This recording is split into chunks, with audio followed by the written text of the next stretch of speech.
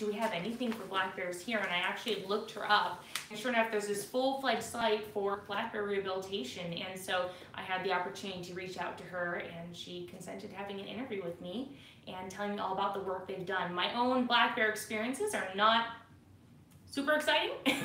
I was out on a run. I grew up in a really rural part of Idaho, like probably most Idahoans, and I was out on a run with my dog, and this herd of deer went galloping by, and I thought, gosh, what spooked the deer, and why are they heading my direction? I didn't think too much of it until I saw a big black log running towards me. I don't know why my mind immediately thought it was a log. I think it was the only thing I've never seen a bear before, so I'm like, oh my God. There is a log coming at me, and then on closer inspection, as it drew closer, I realized, oh, that's a black bear. That is a black bear, and I did the very thing that you're instructed not to do. I turned around and I took off running. I ran my best mile, and I did make it home safely, so. That was my experience with black bears, which it's not the best encounter to tell, but at least I wasn't eaten or mauled. I don't have that exciting of a story, but again, we'll highlight later on the interview that I did have with Sally with the Idaho Black Bear Rehabilitation, and just an incredible woman and opportunity. So I'm excited to talk about that. Yeah, totally. And I don't know, it's so funny that... you have a black bear story, didn't you? I do. I've got a couple black bear stories. I don't have any good black bear stories from Idaho. The only black bears I've seen in Idaho are like from a vehicle, like off in the, That's off okay, in the distance or whatever, which is cool, but you know. No, the cool black bear story I have was a black bear that I saw in Arizona, which is, black bears are rare to see in Arizona, and it was in like the Sedona Canyon area, south of Flagstaff. Which, yeah, is like super unusual place to see a black bear. At least I thought so. I mean, I was hiking down into this canyon. So you were on foot like, as well? On foot, and I hiked down into this fairly remote canyon, and like at the bottom of the canyon there was this little open area, this view upriver, and there was a black bear like along the river, just a little ways up. But my reaction was to like run towards it to like get a better view, because it, like I wanted to like get a better vantage point of it.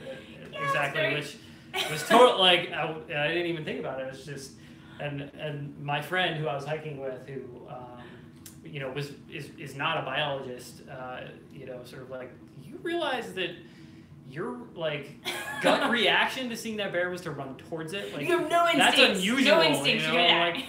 Like, that seems normal to me. Like, that's awesome. Yeah. Like I know it's gonna run away. You know, I mean, for certain it's gonna run away. I'm like, I want to get a good look at it before it takes off. You know. That's awesome. Yeah, anyways, not my reaction. I chose the much weaker self-preservation route.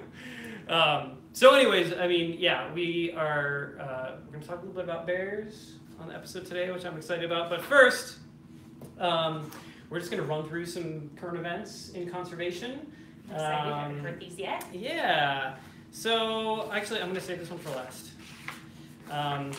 You know, it's funny. I selected 3 stories to share on the episode, and 2 of the 3 are positive stories. Oh, that's awesome. Yeah, that's really rare. I like that. Like uplifting, like feel-good conservation stories. I love it. I'm excited. I haven't heard these. Yeah, so I'm gonna start with the bad one. I'm gonna start with the bad news first. All right, awesome. Let's get through it. Even though it's bad news, it's like super interesting, I think. And this is a climate change related story. So this is about sea turtles along Australia's Great Barrier Reef. And essentially there was this research study that was published very recently, within the last week or 2. And what they learned is, well, essentially they were researching this phenomenon that occurs with green sea turtles along the Great Barrier Reef. And they learned, or I believe, like going into the research, they were aware that 99% of the population of green sea turtles in this area is female.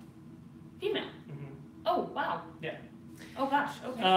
And what they learned is that there is a correlation between the temperature of the nesting site and the number of baby turtles that hatch from those eggs that are like the proportion that are male versus female. And so, yeah, which is really bizarre. And so, you know, this is a climate change issue. As the average, you know, the temperature of the nesting sites increase, the chance that those hatchling sea turtles are going to be female increases. And so what they learned is that turtle eggs incubated below 81.86 degrees Fahrenheit will hatch as male, while those incubated above 87.8 degrees will be female. Oh my gosh, that's not that big a difference. That's not a right. It's a gap small as far window. As the gender a small window, a Oh small my temperature gosh. window there. So this study, which was published in the journal Current Biology, found that 99% of juvenile sea turtles born in the northern part of the Great Barrier Reef are female. The study's authors also found that females made up 99.8% of subadult turtles, but only 86.8% of adult turtles. Right, so that indicates that this percentage, right, the percentage of the population that is female is increasing. Wow. Because the adults are within the adult population, the breeding age population, it's 86.8% female, and in the subadult, so the animals that have not yet reached breeding maturity, so this is like before it's even relevant to the survival of the species, is 99.8% female. Wow. So like, I mean, sea turtles live I like to say go girl power, but not in this situation. So like, sea turtles live a long time. Yeah. So I mean, it's like it's not like these sea turtles are gonna go extinct tomorrow. Right. They have long lifespans, but like this is, not good for green sea turtles. Yeah, that's really bad, and that's incredible. I mean, I think if there's arguments, and there always will be, of course, in climate change, but to me, that seems like very much empirical proof provided by them. Right, and I mean, it's to me, like, what caught my interest in this story is like, one, it's just interesting research, right? Mm-hmm. But I think, like the bigger picture perspective on this is, what this shows is that small differences in temperature can have really significant impacts on ecosystems and individual species and populations of animals all around the world, right? Yeah. And so, this small window of temperature, if the eggs are incubated, like, what did I say, over above 87.8 degrees, they're going to be female. And if it's below 81.86 degrees, they will be male. And so, like, we will reach a point in time in the not too distant future where the temperature never drops below 81.86 degrees Fahrenheit, and there won't be any male. And this is just one species, and we're talking about sea turtles right here, but there's a whole myriad group of other ones where we're going to be seeing that problem that we don't even know, or like you said, just haven't even looked at yet. But right. So it's I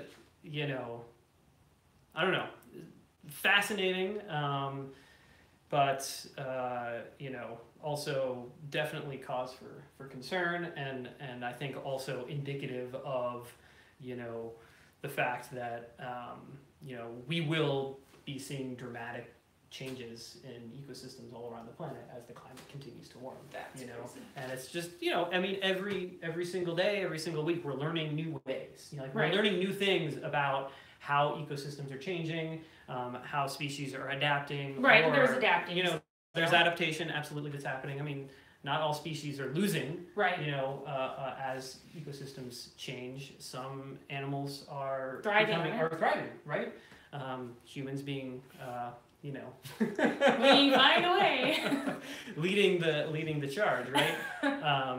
But overall, biodiversity is decreasing really, really dramatically, and I think the best estimates, at the moment that I've read are the rate of extinction currently is 1,000 times higher than the background level of what you would expect to see during like a normal time period. Right, because extinction, it's a big bad word. We're conjures up a really big bad image, but extinction is not entirely unnatural. It's a natural process. Very much part of it. It's just it's the rate accelerated. Of extinction. Right. Yes, and so you can look at the rate of extinction and essentially say, like, yes, we are not heading towards, but already in, an extinction crisis, a mass extinction event. We haven't yet reached that threshold where it's like officially determined to be a mass extinction event, because I think I think, in order to be considered a mass extinction, you have to lose 50% of the species on the planet. Wow. But that's where we're headed towards. That's right. where we're headed. Right? And we don't want to hit that. And this story about sea turtles, I mean, yeah, it's like it's going to take some time for this to have an impact on the population because of the long lifespan of the turtles. But like, just in one generation, this is going to have a huge, dramatic impact. So it's on an evolutionary scale, this is happening extremely rapidly.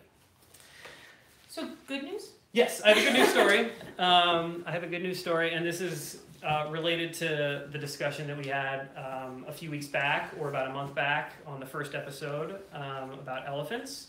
Oh, and yay. I like good news. Yeah, so I mean, the new year started off with like some really good news. Yes. Regarding elephants. Everybody knew this was coming. Like, this was part of a plan that China had announced.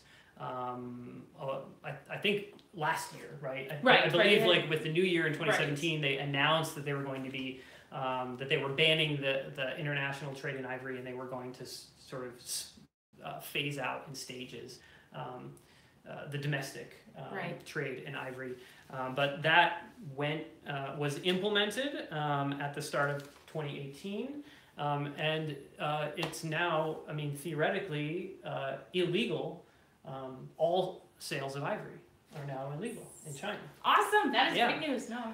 So I mean, this is a big deal. Yes, that's huge. Because that's where, like you'd explained before, most of the ivory trade is in China. So that becoming illegal shuts down a bunch of chain events as far as poachers and people trying to procure the illegal ivory. Right. I mean, this is all about sort of like stopping the demand, right? And you stop the demand, and then that theoretically solves the problem, right? I mean, not theoretically, it does. If you can actually stop the demand. If you can squelch all the demand. Realistically, what's happening is we're slowing the demand down. Slowing down, right? Even if we can just kind of gain ground as far as slowing that down. Yeah. But CITES, which is the international body that regulates these types of issues, like wildlife trade issues, and they're also the international body that designate a species as endangered or threatened. They tweeted on the 31st of December, now official, it's 31 December in China, the historic ivory ban in China has now entered into force. All commercial sales and processing of elephant ivory are now illegal in China. That is fantastic. Yeah. That's very exciting. Yes. So yeah, I mean, that is what it is. I mean, that's good news. There's nothing bad about that. So does that mean we have to cancel our poacher hunting trip? I mean, like, it's certainly not like the golden ticket, Right. I mean, it's not gonna just like, It's domestic ivory sales are illegal and everything's gonna go away. I mean, that's not what's gonna happen. But it definitely feels like a step in the right direction, and I mean, we know from like survey data that people that live in China are becoming better informed about this issue, right?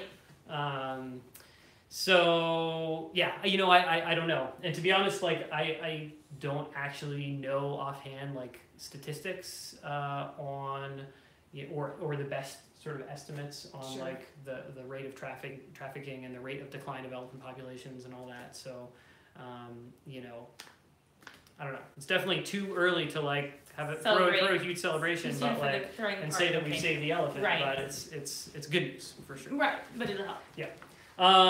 And my last story is like just a super like lighthearted kind of fun story, and it's relevant. So nothing's dying. No, it's totally relevant to us here in Idaho. Oh, awesome! Just this past week, an international there's this organization that is in charge of they essentially have like a process for designating large areas all around the world as dark sky reserves. I'm not familiar with that term. What's a dark sky reserve? I wasn't familiar with this either, and I mean, it sounds like this is not a it's not like a political designation. It's essentially this this NGO that's based in Arizona. Okay. And they work with like public lands agencies as well as private owners, and they essentially like seek out, you know, sort of areas all around the planet that like, you know, currently have like pretty minimal light pollution, and then they, you know, take steps to like preserve that as such. So light pollution. Yes, light pollution. Oh wow! Yeah. That's, I don't think that's anything I've ever thought about. Mm-hmm. It's interesting. Mm-hmm. Okay. And light pollution is like, typically we think of light pollution as just sort of like, oh, like it's nice, we can see the stars, right? Yeah. And I mean, that's, you know, the title of this article is like Stargazers Rejoice, right? The U.S. gets its first international dark sky reserve. So I think like most people, that's what they think of. It's like, oh, look, you know, beautiful night sky, etc. This is, I believe there's 13 now international dark sky reserves, but this was the first one that was designated in the U.S., and it's in Idaho. Oh my God, that is cool. Yeah. So when you're seeing a dark sky reserve, it's, I'm assuming, a plot of land that is designated and cut off to where there is no artificial light. I mean, not zero artificial light, but I mean, it's very little, right, compared to like most other areas on the planet.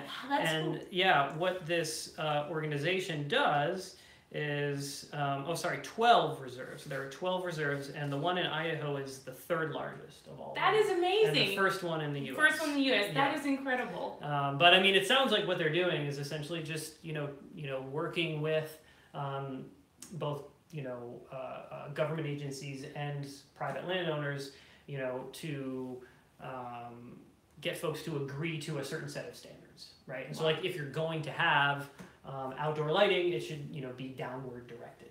Oh, okay. Because that kind of thing makes a big difference as far as like what direction your lights are pointing in. If you have outdoor lights. Wow, that's incredible. Okay, it's good to keep in mind. But light pollution is also a conservation issue. So light pollution impacts a number of wildlife species, and I'm going to bring this full circle. One of those species that light pollution has been proven by numerous scientific studies to have a significant impact on are sea turtles. Huh. And that's because sea turtles, when they hatch out of their eggs on the beach, they're like instinct in order to get back to the ocean is to head towards the source of the most light. And they hatch at night, and at night, you know, before human, you know, industry, etc., like there would have been more light over the water because you have the reflection of the stars or the moon on the water, and so that's the instinctual response. But if sea turtles are hatching on a beach that has development and there's artificial light, then they're going to go the wrong direction. Oh wow! And that's a really important like cause of sea turtle declines. Is light pollution. I had no idea. I didn't even know that was a thing. That's incredible. Yep. So that brings that full circle to my first story. I didn't even like plan to do that. And it's exciting. That's in Idaho because that brings us back to the Idaho Blackberry Rehabilitation. Right. So it's very cool. Very exciting. Yeah. So. That was neat. I'd love to talk to you more about light pollution just because I've never heard that and I'd love to learn more. That is really, really interesting. Unsettling, but interesting. Yeah, there's a lot of interesting stuff. Like a lot of interesting research has been done on light pollution in connection to wildlife, and that's cool. That would be a topic to potentially explore in greater depth next one. In a future episode. That would be really interesting.Maybe a light pollution challenge. We're not using light, or a lot more on top of where we're directing our light. You could do that. I mean, I don't know what kind of lights you have on the outside of your house here, but you know, well, we might make sure they're downward directed, right? I will be looking into that. Downward directional lighting is going to be the thing right now. And so back to this, that's awesome. It's exciting for Idaho, and then back to Idaho with the Idaho Blackberry Rehabilitation, which I really want to touch on because again, I had this incredible experience speaking with Sally. So she gave me just her entire history of Idaho Blackberry Rehabilitation. I really, really encourage people, check it out, go online. There's Idaho Blackberry Rehabilitation online where you can go on Facebook or you can visit their website. The only disclaimer that she did want me to really, really push is that people are not allowed at the Idaho Rehabilitation Center for the black bears. It is for the protection of people, protection of the bears, and it keeps Idaho, of course, wildlife, fish, and game very, very happy. So I was talking with Sally. I was really excited to delve more into bears and learn about them. She told me her story. She has been working on this since 1978 is when she became involved with black bears. But it wasn't this where she had this lifelong dream of saving black bears and she was a kid rolling around with black bear cubs and going, I'm going to go save them. She actually had was contacted as a rehabilitator. She'd never worked with black bears. She got a phone call from the Idaho fishing game saying, we have a black bear. Will you please come take it off her hands and take care of it? And she said no. Absolutely not. She said that her image of black bear was Dolly Parton nails and this big 600-pound beast that was going to eat her. Right. And so she said no. And that was the end of the conversation for her. Well, they called 3 more times, barraging her phone calls, please take this bear, please take this bear. So finally she said, she answered again, and she's like, okay, what is the size of this bear? They said, well, this bear is 5 pounds. Oh, God, okay. So I changed her perspective. So she went out there, she met this bear, and I'll share some of the pictures that she hasn't shared before, but I will post those later on in here. And so she met this bear, and she was like, oh my goodness, no, I think I can do this. But she had no black bear training prior, none. She said the only black bear information that she had was a book she had read about a family that found and rescued a black bear in Alaska, is all she knew about black bears. So this first black bear, this little cub, he was 5 pounds, 4 months, so he was super underweight, 4-month bear, trying to get it to eat. She took care of it and learned about it from this singular book, asked for additional help, didn't really know where she was going with it, and she said that this first bear taught her how to be a bear. She taught it how to rehabilitate and go back into wild, but it taught her how to be a bear. So she had this incredible connection, and a connection she really emphasized was that she wasn't trying to make a human connection. We see a lot of, videos of people saving an injured or damaged animal. One have this fantastic bond with it, and I'm not downplaying that or saying it's exactly bad or good, but for her, she really wanted to make it clear that she was the bear's imprinted mother, but then she's going to have to let it go. And so she had this beautiful experience with this bear cub, and that's what started her on the trail and started her opening up black bear rehabilitation. The hardest part, she said, was letting it go, and the hardest part of all the black bears she works with is letting it go, because they tranquilize it, they transport back to where it needs to be, and she said that as soon as they open that gate to allow this bear to be released, it shoots off like a cork from the bottle, and besides the tracking collar, that is hopefully the last time she sees it. And she says it's a really hard moment. You've poured so much and it's just let it go. And it's not in movies where you get the backward glance on the bear or something. It's gone. It's gone. It's wild animals. So job well done. Kind of painful, but job well done. Yeah. So I wanted to know some of the stories that she had about them, some of the triumphs and funny and quirky things, but then also the realism. So start kind of on a happier note. There was a bear that was taken in. Many of the bears that they bring in for rehabilitation are injured. So the criteria was that they were going to only be cubs, and then they found there was this huge need statewide to bring in all kinds of bears, and one of the ones she brought in was Grizz. Grizz was a, I want to say juvenile bear cub that had been brought in. He had actually had his lower jaw shut off. Wow. So they brought him in to take care of him, and to release him in the wild, they had to do a graft. I think if I remember correctly, they took parts from his cheek and then grafted it to his jaw and his nose so he could survive in the wild, because he was going to need those. But apparently Grizz was a comedian as far as bears go. He would pull pranks. He'd come up with ways to pull pranks, smartest one to get loose. And then one day she said she was carrying a bag of dog food and passing, because she had dogs on the property, passing and she was pulling, it was getting lighter and lighter. Well, the bear had moved forward, cut a hole in it, and was like slowly eating it as she went. She was slowly nibbling on this food as she went, and then she found out, of course, that the bear had affected her food. Right. The other story she had is when they went through some really big hardships as far as finances and keeping it open, was she sat outside. She was the end of her rope as far as they really thought they were going to shut down the Idaho Black Bear Rehabilitation. So she sat on one side of the fence and was just devastated, crying and hurt. And Grizz, this bear, and bears, black bears are sometimes actually the most social creatures, he waddled over, came by her, sat down on the other side of the fence, and just sat with her the entire hour that she was out there crying, and just stayed with her the whole time. She said it really had this feeling of, he just, kind of like, when you have your dog and your dog's can sense you're upset, this feeling, this connection with this bear where he just wanted to be there. Yeah. I thought those were really beautiful, incredible stories about her connection she's had with them. On to bear encounters. Not everything's good. The first thing about working with black bear babies, she said, is that you've got to know you're going to get hurt. You're gonna get beat up. They're gonna roughhouse the heck out of you.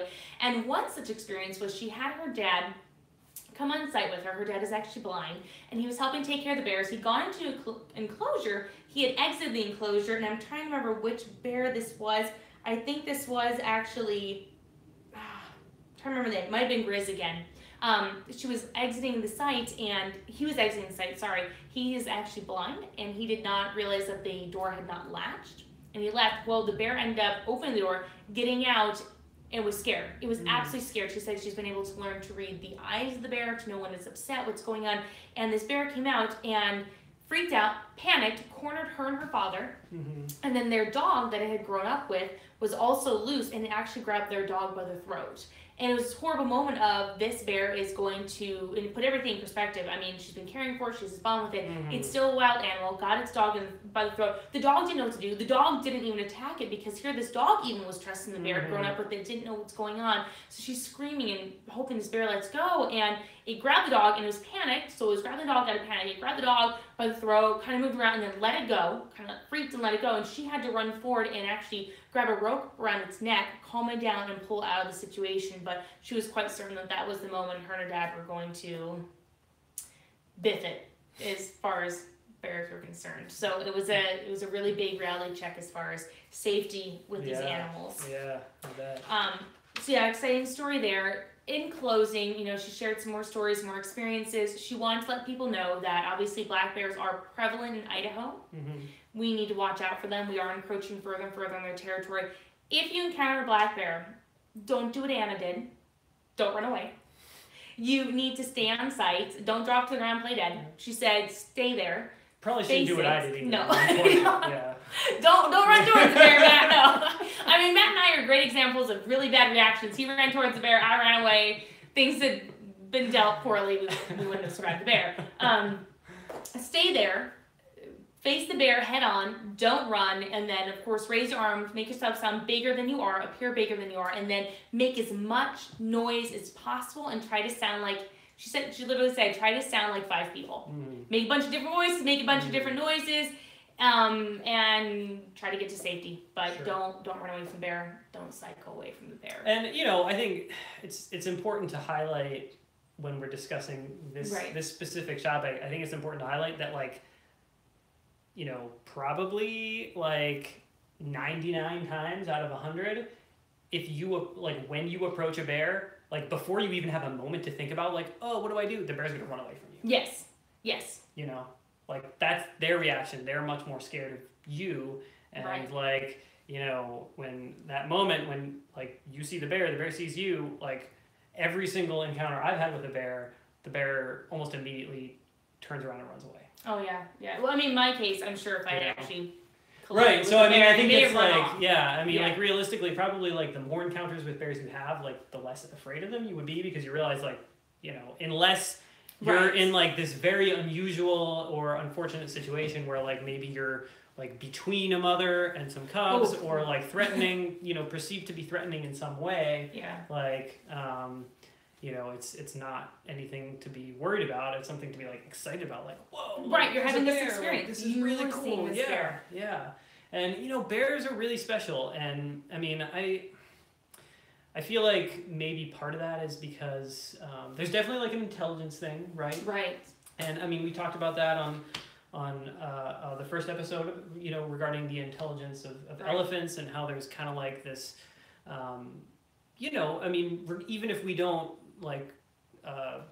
sort of recognize it consciously, we do think about different types of animals differently based on our perception of their level of intelligence. Right. And bears are smart. Yes, but very smart. Yeah, totally totally smart. They're super smart, but I think there's something about maybe the diet. Bears are omnivores, just like people. Oh yeah, no, that's their diet is very similar to humans. Yes. And it's they eat berries, the stuff they forage on is the same stuff we would forage on. Yeah, they're not a malicious. Not that any creature should be characterized as malicious, but as a predator, it's not out there super hunting. It's got a wide variety of food. It's not just out to hunt a deer or hunt elk or hunt you. They're hunters and foragers, just like ancestral Homo sapiens were, and some a tiny fraction still are. I mean, I think there's something to that, as far as like because I mean, I think a lot of people feel like a connection with bears more so than like other animals. I mean, it's a lot easier to like connect with and like understand and get excited about. Yes. Like a big predator. It's an incredibly large predator. And part of it is that it's a big predator, but I think part of it is it's different than like a cat or right. It's not or like a wolf or something. Yeah. There's something a little bit more human there, and I do think that's important. I mean, I think that also gets bears into trouble, right? Yes. And it also because they're extremely curious. And yeah. That's why like a lot of the sort of negative encounters with bears happen with individual bears that sort of learn that people are a source of food. Definitely a source of food. That's another thing. Make sure you're packing your food. You're putting away. Don't feed the bears. Don't feed the bears. Don't feed the ducks. Don't feed a wild animal. Yeah, don't feed wildlife in general. Period. Right? Yeah. Yeah, and I don't have any experience working with bears, but the experience that I've working with California condors. There's actually like a lot. There's similarities in the sense that condors are also very intelligent, and they also have this curiosity, and they're also like a big animal, like bigger than any other vulture you would see, or any other bird. Period. Any other flying bird you would see in North America, right? So like they can do some damage, like a bear can too, And so in these areas where I would be working with condors, like one of the jobs that I had as a condor field biologist was to like when condors came into certain areas or when a group of them got together and they were like pulling shingles off somebody's roof or pulling apart the seat of someone's ATV, like we would go in there and scare them away. I did not know that. That's crazy. Yeah. No, there's a huge curiosity. She told me another story where she had gone into the enclosure to work with one of the bears, and the bear was sitting there and very human-like eating an apple. And she walked in, and she was like, literally to the bear, was like, "Hey, what you doing?" She's trying to give him a pat in the butt because she's gotten used to it. Yeah. And he stood up and he put his arm out, and he put his arm on her like that and held the apple. And she said it was this total moment of the bear being like, "Excuse me, right? I'm eating. Can I finish my apple?" And she was just like, "Whoa." I didn't know I was being rude, but to the bear, he was like, he literally put his hand on her chest, and he was like, right.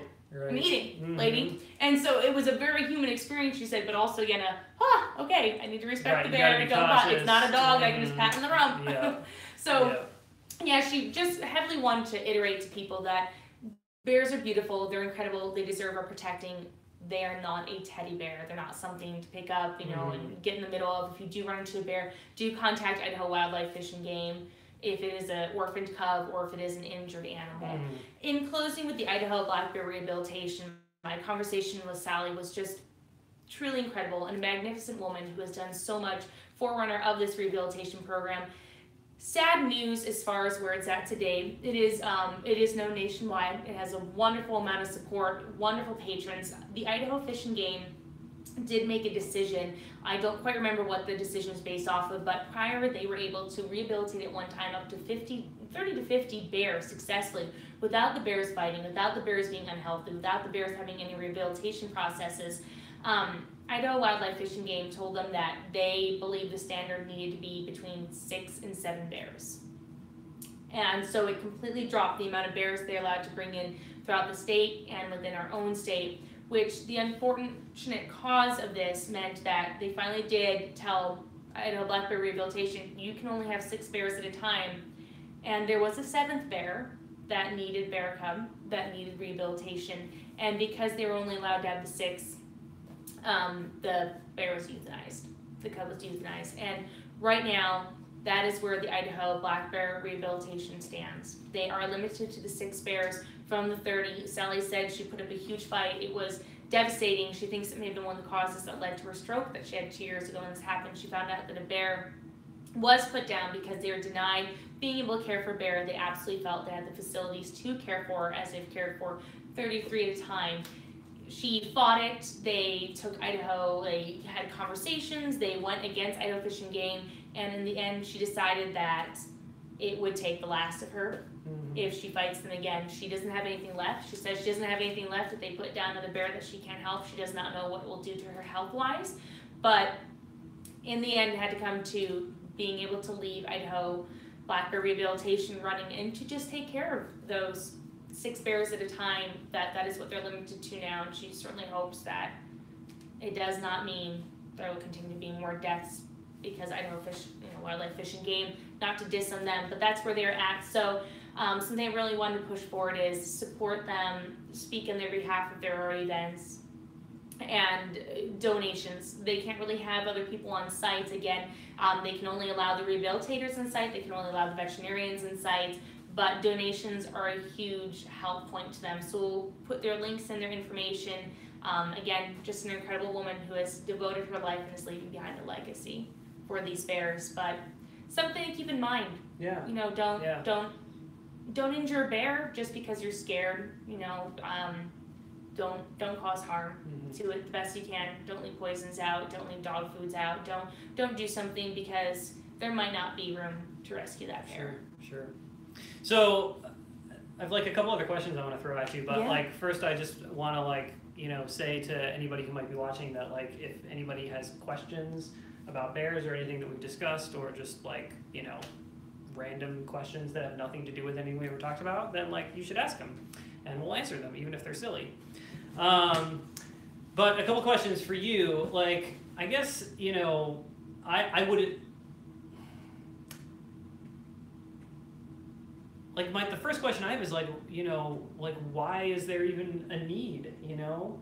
Like and I wonder like how that need is fluctuated, you know, and like you know, what that decision-making process for Idaho Fish and Game looked like, you know what I mean? Because obviously, I mean, you got one side of that story, right? And it's like it'd be interesting to hear like what, you know, whoever made that decision for Idaho Fish and Game, like what led to that decision, and you know, was it like based on like, you know, a safety standard, a safety standard, or like the sort of perceived like actual need for rehabilitation?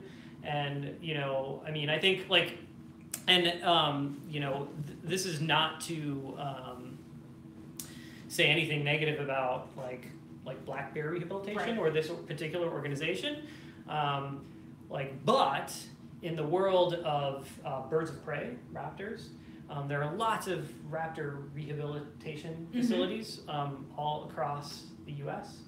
And it's actually like a somewhat controversial thing, like within the scientific community and like the sort of like ornithologist community, people who like study birds and are birders. It's like a little bit controversial, and the reason is because there's no good data on the like rate of success of rehabbed raptors. Oh, interesting. Like the rate of survival. And there are a lot of people out there that think, right? And I mean, I'm not going to make a strong statement either way, because like I don't like, you know, I didn't like really refresh my memory on like, you know, recent publications about, you know, on this topic, right? I mean, I just know that there is controversy, and that there are, you know, people that sort of disagree on, you know, the sort of like survival rates that these rehabbed birds have.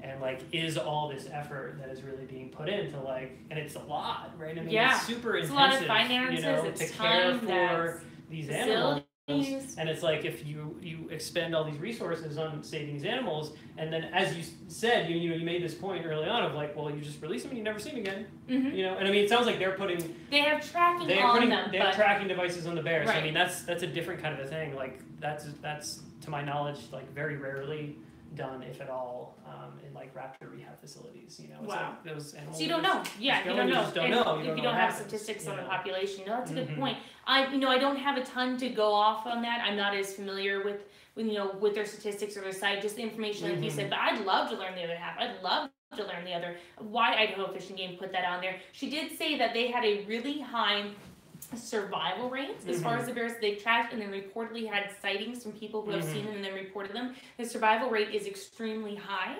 and they those bears have not been tracked to maul, harm, or injure any people. Right. So they feel like they've had a lot of reported successes that they could combat the Idaho Fish and Game. But again, there's got to be reasons on the other side. So I think that would be incredibly interesting. And a lot of the bears that are brought in, they have to be able to survive with the rehabilitation. If they're not going to make it, then they do need to be put down and euthanized. Sure. But the ones that are going to make it, it seems like a lot of effort was put behind them, and they've done very well. Right. From what she said, but it's one side of the coin. Right. Again, still an incredible service. Totally.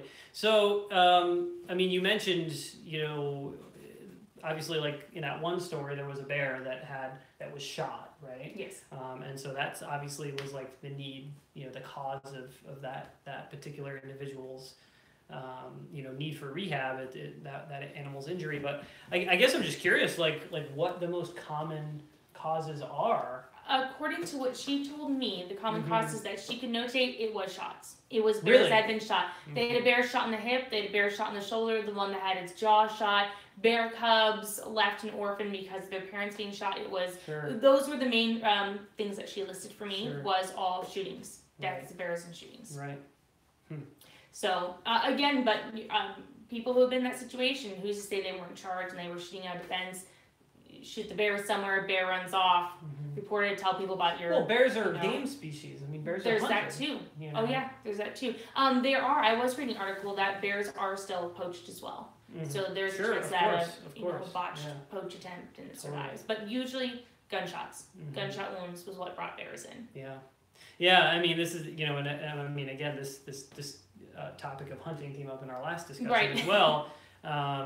But it is interesting. I mean, I actually don't know anything about like the specifics of like hunting seasons for bears in Idaho. But I mean, I know that there are people hunt bears in Idaho for sure.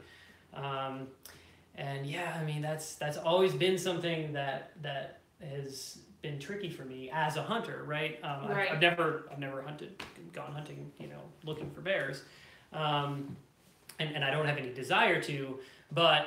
It's like we're coming back to this concept of like talking about like, well, where is that line, where it's like that animal is intelligent enough that you're not going to take that animal, So I think we have a comment on there. Oh yeah. All right, we have a comment or a question. What about a program to teach kids and parents about black bear rehabilitation programs, or a drawing contest with kids about why bears are important and how to take care of them? Oh. That's a good idea. That's neat. That is fantastic. Yeah. Totally. And I mean, that's another thing. I mean, it's tricky with like a rehab facility like this where they can't let the public in, right? Yeah. I mean, that's like I didn't even know that rehab facility existed until you brought that to my attention. They keep it very quiet. One of the ways I found it was actually Black Bear Diner. Black Bear Diner in Boise. I think they have pictures of the bears, and they're a big supporter. They actually send funds over there. But I like the idea very much about educating people about bears, not having them be the big, nasty, scary thing in the woods, and getting kids involved. I think any conservation effort is very much based on future generations and their care and their involvement. Yeah, for sure. I love that. That's very cool. Yeah, I mean, that's one of the things that I mean, we've been talking about that. Like, that's been a goal of ours at Wylands for a long time, is like to have more of a focus on education, and that's definitely like a future goal of ours, is to be like developing I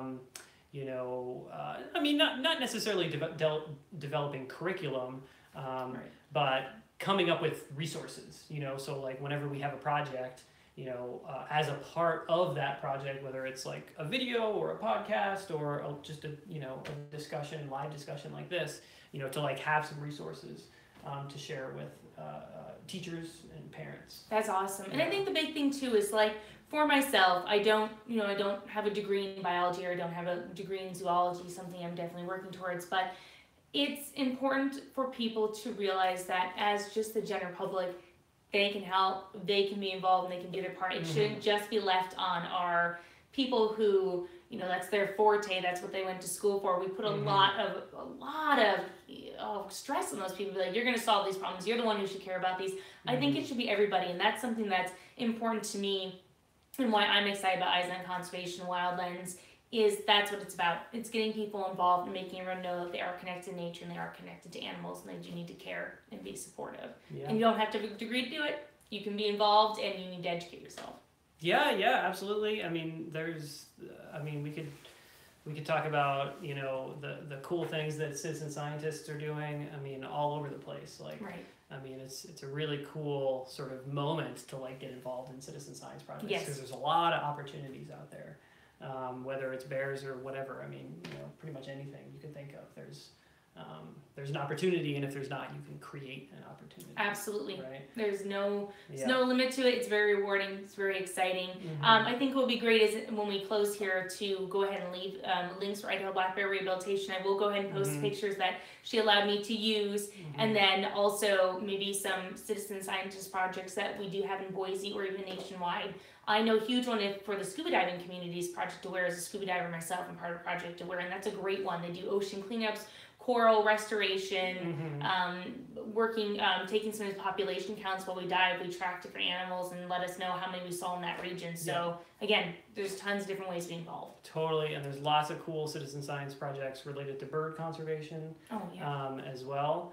I mean, endless opportunities to get out there and count birds. I mean, or even just totally informally. I mean, a lot of birders these days, you know, just upload the data, you know, that they collect informally to the Cornell Lab of Ornithology's eBird. That's amazing. You know, and there's this, you know, electronic data set that researchers use a lot. I mean, a lot of you know, important scientific research uses eBird data to get like big picture, you know, trends.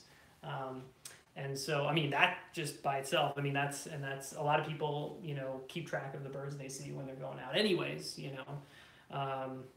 But even beyond that, I mean, even if you're not into like, you know, like going home and like annotating all that. I mean, I don't do that. Like I have a lot of bird friends that do that, but like, you know, I see that bird, I'm like, cool, awesome, a bird. A bird, like, yeah, it's cool. You know, I know it's me. I note it in my head, and it's like I don't write it down anywhere, and you know, I certainly don't upload, you know, the birds I see to the eBird list. But I mean, there's lots of other cool things you do, and like, you know, it's an important topic for me because that was like the subject of my second film, Bluebird Man.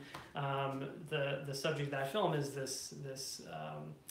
this man who, when I shot the film, he was 92. He's now almost 95.